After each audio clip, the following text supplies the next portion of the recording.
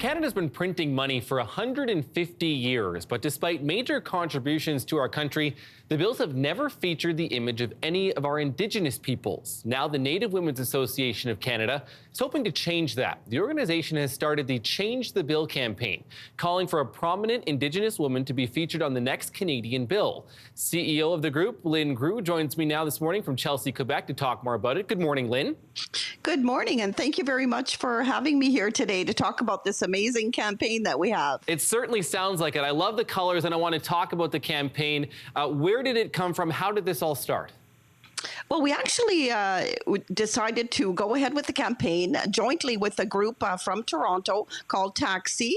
The idea has come about because, as you know, Indigenous women have made contributions in Canada, very historic and important ones. And we're at a time where a lot of people are talking about reconciliation. And we just felt that this was a beautiful way, reconciliation through art, featuring these amazing stories of these women who have made these wonderful contributions. So we're here to talk about it, and we're very excited about this campaign that now has 20,000 people that have signed up to this petition to ask the governor, ask the Bank of Canada to put an Indigenous woman on a $20 bill. Which is wonderful. And again, up to 20,000 signatures too, which is great. Now I want to talk to you. You mentioned art too. You partner with Indigenous artists. We've seen some of the colors. Talk about the role of art and why it was so important in the campaign process.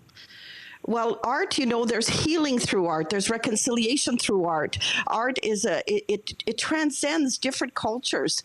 And we think that this is so significant in that we have these amazing artists. You can see the images as they're rolling on the screens. Very high quality art. And it's a beautiful way to showcase the women and their contributions. Let's talk about these women because I want to get through some of their stories too, Lynn, of them and the ones that you proposing to be featured on the bill. So let's start with Cindy Blackstock. Tell us about her. Well, for anyone who's been watching the news in the last 10 years, she's been on the news so often. She is the leading advocate for Indigenous children in this country. She filed a case of discrimination against the government of Canada way back more than 15 years ago and was successful in hearing and having that brought to the Human Rights Tribunal. And a settlement award was ultimately in place for discrimination against Indigenous children on reserve. She has 18 honorary doctorate degrees, so she is more than more than an excellent candidate, I would say, for this. More than worthy, indeed. Now, more than worthy. Yeah. What about Margaret Pick too? And Margaret Pick, too, was part of the Canadian Air Force in World War II. And she was a photographer who her role was to take photographs of bridges. And she had to literally swing upside down from an airplane to get these aerial shots. Wow. Later on in her life, she became the first Indigenous female chief in Canada. And then she was also a strong advocate for her language, Mi'kmaq language in her community. So again, an excellent candidate. Mm-hmm. And let's seek into, and not lastly, clearly not least, Josephine Pick.